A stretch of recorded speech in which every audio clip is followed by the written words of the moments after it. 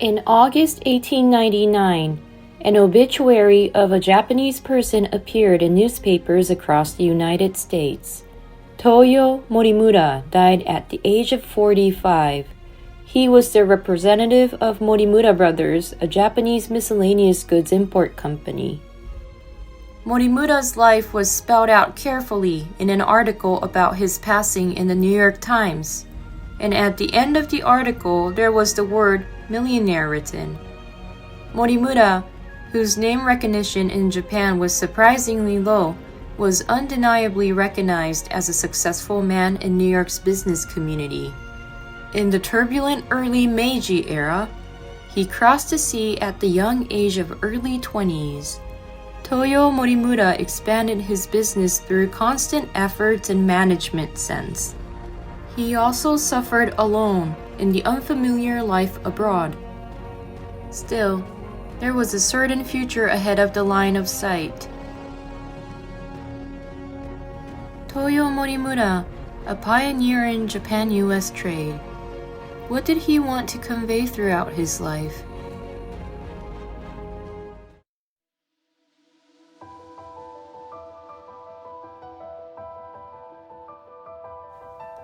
In 1854, Toyo Morimura was born in the family of Edo merchant Ichizaemon Morimura V. The year after Commodore Perry came to Japan with the Kurofune Western battleship. A dark cloud was hanging over the world of peace that lasted for about 260 years. Toyo had a brother Ichitaro who was 15 years older than him. Ichizaemon Morimura VI, who later became the founder of the Morimura conglomerate and became one of Japan's leading businessmen. At that time, he was just a mere Edo merchant. Ichitaro said when his brother Toyo turned 11, "For the sake of the country, learn English, do business in a foreign country, and get our money back." In 1865, the Edo shogunate yielded to the pressure of foreign countries. An unequal treaty was signed with the opening of the country. As for trade, it was carried out by foreign merchants residing in Yokohama. Through the settlement trade, Kyoryuchi Boeki, Japan's gold and silver was gone abroad more and more. If things go as it is, Japan's wealth will disappear and it will be eaten by foreign countries. Ichitaro thought of protecting Japan. The idea was to export Japanese products directly to the local area without the hands of foreign merchants, which was so-called direct trade, jikaboeki. In order to do so, he needed a partner who would be his hands and feet and who would set up a store in a foreign country and do business there. The one Ichitaro singled out was his younger brother Toyo, who was 15 years younger than him. Ichitaro wanted to earn foreign currency and make Japan a rich country. Toyo showed determination to this wish of Ichitaro. "If you would do anything for the country, I would do anything," Toyo replied. For the sake of the country, the brothers' thoughts became one. A boy was only 11 years old at the time. Who could have imagined that he would later become a pioneer in Japan-US trade? The first thing Toyo did was to improve his English skills and learn about the circumstances of foreign countries. At that time, Yukichi Fukuzawa was well versed in foreign affairs. Ichitaro tells Fukuzawa, "Please train my brother to become a merchant." Fukuzawa agreed, "That's fine. Trade is the only way to make the country rich in the future." Toyo will study at Keio Gijuku, later the Keio University, a private school of Fukuzawa. The year was 1871, 4 years after the beginning of the Meiji era. After graduating, Toyo was looking for a way to do business abroad in order to fulfill a promise he made to his older brother. At that time, an unexpected story came in. Momotaro Sato, a businessman who had already started his business in America, was looking for a partner to start a business together. Ichitaro was determined to send Toyo to America. He decided to use what the little money he had to send Toyo to America. At this time, Sato and Toyo were on the Oceanic, a passenger liner. There were 6 young men who went to New York on board. These 6 were later called the Oceanic Group and were said to be the first Japanese to travel to New York for trade with the United States, to get back Japan's money. Toyo crossed the ocean in 1876 to fulfill his vow with his brother. He was only 22 years old.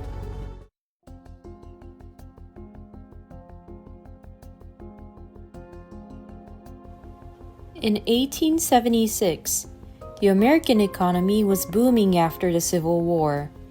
Businessmen such as steel tycoon Andrew Carnegie, financial tycoon J.P. Morgan, and oil tycoon John Rockefeller were all flourishing. It was later called the Gilded Age, and it was an era of great growth for America.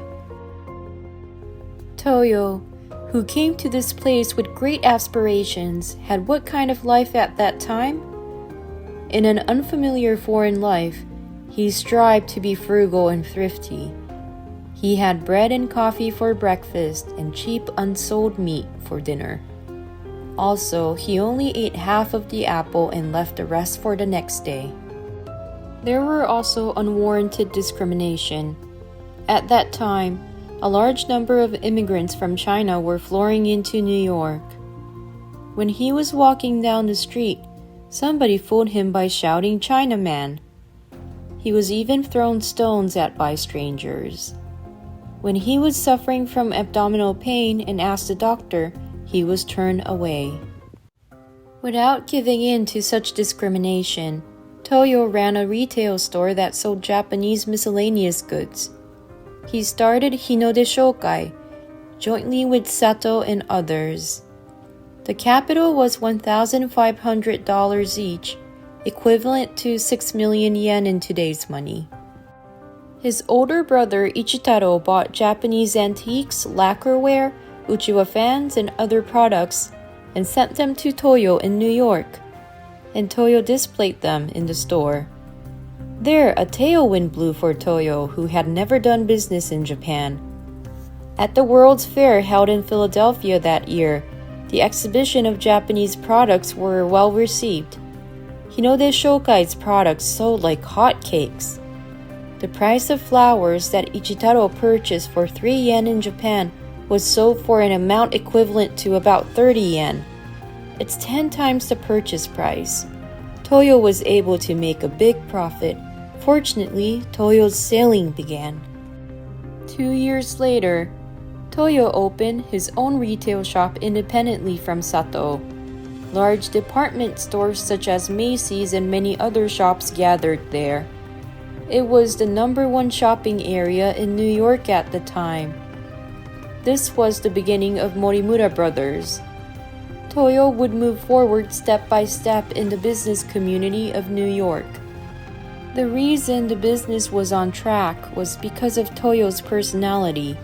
He cleaned the front of the store every morning, removing dust from the products one by one. At night, after tidying up, he organized the slips and went home later than anyone else. He never neglected to research Americans' preferences. He suggested to a customer who looked curiously at the tokuri to use it as a vase for a single flower. While observing the lifestyle habits of Americans, he asked himself what Morimura's products would be useful for. He was always thinking something like that. There is an episode that gives a glimpse of Toyo's sincerity in his business. An employee mistakenly sold products for $5 each. It was supposed to be sold for $5 a set. That was twice the price. The customer didn't notice it and went home satisfied. Toyo found this out while sorting out the slips. He told the employee to rewrite the slip. However, the clerk said, "The customer agreed to buy it for $5, so why don't you leave it as is?" Toyo responded, There is a certain standard for the profits of merchants. It is unacceptable to sell $2.50 a piece for $5. Hearing this, the employee was moved, saying, "How can there be such an honest, godlike person today? If I work with this person, I will become a good human being." It had been 5 years since he started doing business in New York. From the outside, the Morimura brothers' business seemed to be doing well, but Toyo saw many companies and stores fail in business and leave over those 5 years. 5 to 10 years from now, what should they do to survive? Unbeknownst to others, Toyo had such distress. At that time, Yasukata Murai, Toyo's right-hand man, proposed conversion from retail store to wholesale business. While there was a risk of holding inventory by purchasing a large amount of products, if he gets a large contract, he can earn a large and stable income. The opinions of Murai and Toyo, who were particular about the retail business, followed parallel lines. He decided to leave that decision to his older brother Ichitaro in Japan. Ichitaro agreed with Murai's opinion on the wholesale business. In light of Morimura brothers' philosophy of earning foreign currency and enriching Japan, they decided to switch to a more profitable wholesale business. If his brother was like that, then there was no doubt.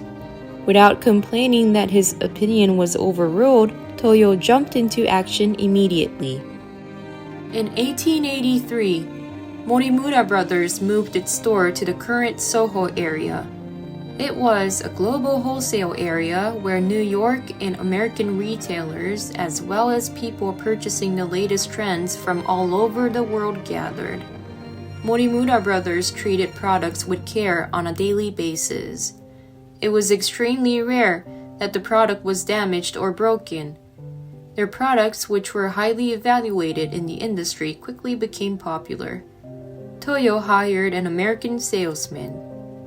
It was also around this time that catalog sales began throughout the United States. Toyo was worried about his conversion to wholesale business. However, it turned out to be an unfounded concern, and large contracts started to come in one after another, and its income became even more stable. The switch to the wholesale business was a major stepping stone to a great success later on.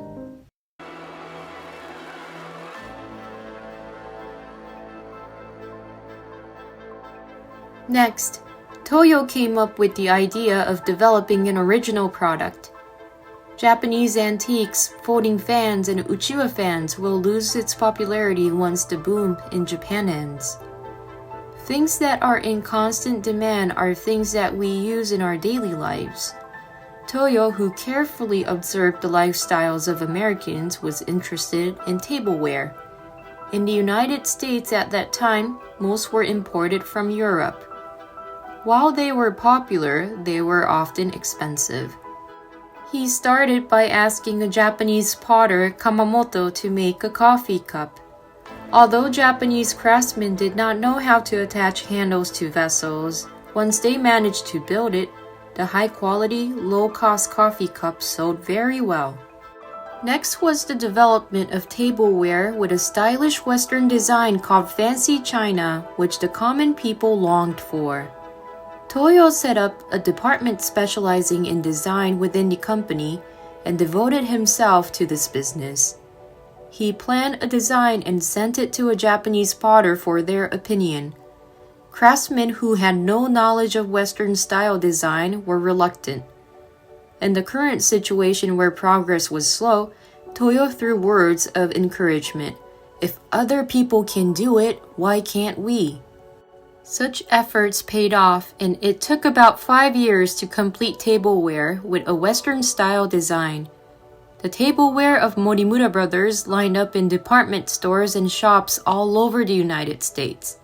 It quickly captivated the American people. During this period, The amount of exports from his brother in Japan to Morimura Brothers was about 280,000 yen a year.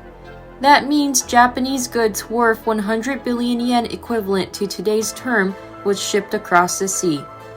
A business that started with just $1,500 reached a property value of nearly $100,000 by the end of the 1890s. Toyo and his older brother Ichitaro's desire to earn foreign currency for the nation blossomed. The ultimate goal of Toyo's original products was pure white tableware. The story went back to 1887. Toyo, who was visiting the Paris Expo with his brother, was fascinated by the pure white tableware. Because the manufacturing method of Japanese ceramics was different from that of Western ones, he could only make grayish ones. Pure white elegant tableware that seems to see through everything.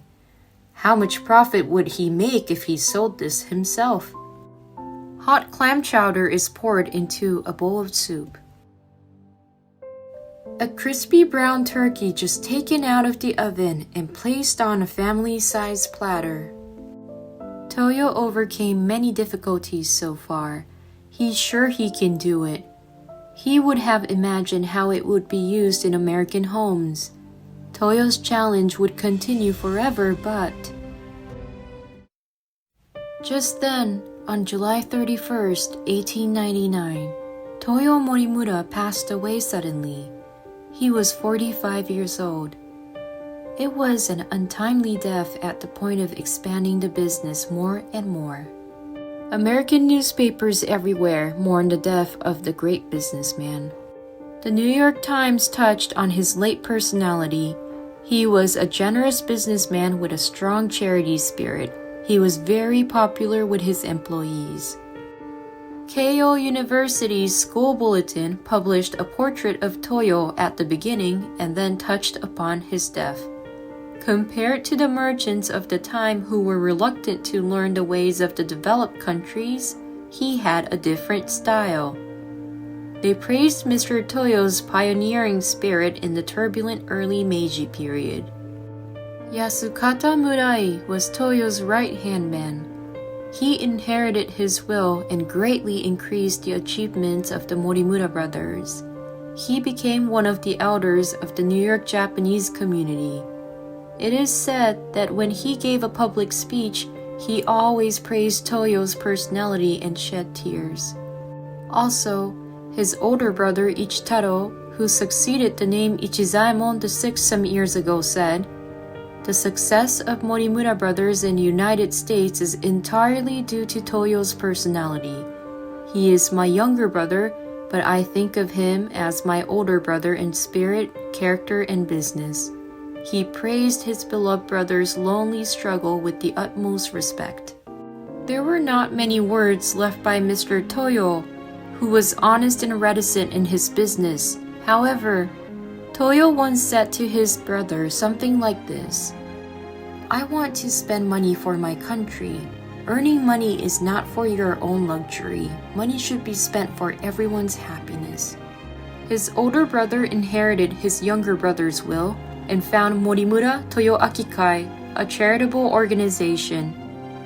This helped women advance into society and became a forerunner of modern philanthropy. It was when he was 11 years old. His older brother asked him to do business abroad for the sake of the country. At the age of 22, he crossed the sea and experienced life in an unfamiliar foreign country. Struggling and surviving difficulties with his business acumen, sometimes boldly, sometimes cautiously, Toyo Morimura steadily expanded his business.